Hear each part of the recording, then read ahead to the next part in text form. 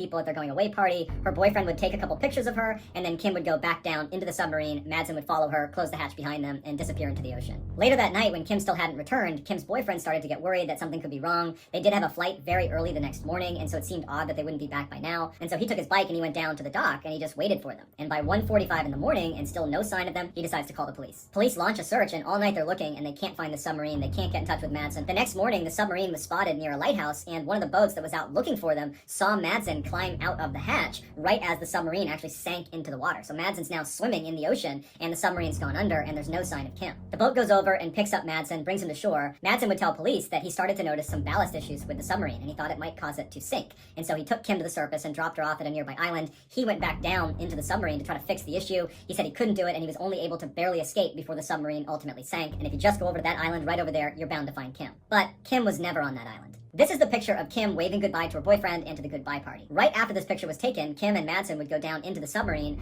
Madsen would offer Kim coffee and cookies, and she would sit down in the control area, while Madsen would step away, go into his room, and begin watching videos of women being beheaded on his computer. Shortly after watching those videos, he walked up behind Kim and beheaded her. 1 month later, Kim's torso would wash up on a beach, and her head would be discovered in a plastic bag along with a knife. It's unclear why Madsen did this, but he had previously tried to get other women to take a private ride on a submarine with him. Kim was just the first person to accept.